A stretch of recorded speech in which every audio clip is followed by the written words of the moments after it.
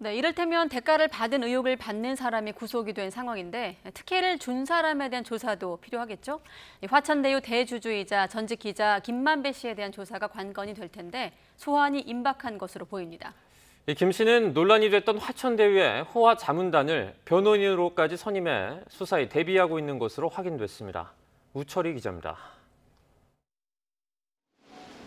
유동규 전 성남도시개발공사 사장 직무대행이 배임과 뇌물수수 혐의로 구속되면서 화천대유 대주주인 김만배 씨에 대한 검찰의 피의자 조사도 초읽기에 들어갔습니다.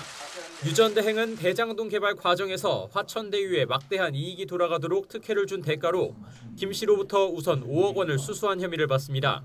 돈을 준 사람에 대한 조사 없이 받은 사람이 구속된 상황이라 김 씨를 상대로 돈을 건넨 과정 전반을 둘러싼 조사를 더는 미룰 수 없는 상황입니다.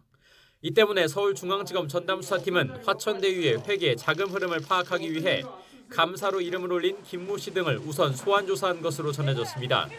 검찰은 먼저 김만배 씨 소환을 통해 이미 확인된 5억 원을 포함해서 유동규 전 대행에게 대장동 개발 이익의 25%나 700억 원을 주기로 했다는 약정설 규명에 주력할 것으로 예상됩니다. 다만 김 씨 측은 수사 중인 사안이라 확인해 줄 수 없다는 말만 되풀이하고 있고 유 전 대행 측은 농담이었다는 입장입니다. 700억은 오히려 저희가 김만배 씨와 대화하면서 뭐 줄 수 있냐 농담처럼 얘기하고 실제로 뭐 약속도 한 적도 없고 받은 적도 없습니다. 김 씨가 정관계 로비를 위해 350억 원을 뿌렸다는 의혹과 퇴직한 곽상도 의원 아들에게 준 50억 원, 박영수 전 특별검사 인척회사에 건넨 100억 원의 성격을 규명하는 것도 핵심 조사 대상입니다.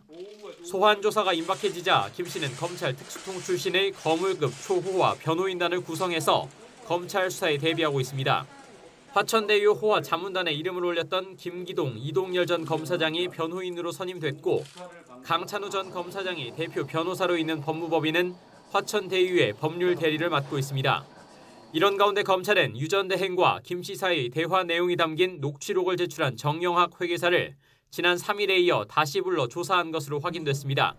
다만 유 전 대행과 유원홀딩스를 동업하고 돈 거래도 드러난 정모 변호사는 예정된 검찰 조사 일정이 연기됐습니다. 검찰이 유동규, 김만배 두 사람의 거래 내역을 우선 확실하게 확인한 뒤에 수사 범위를 넓히겠다는 뜻으로 읽히는데 이 때문에 김만배 씨 소환 시점이 다소 미뤄질 가능성도 조심스레 제기됩니다. YTN 우철입니다.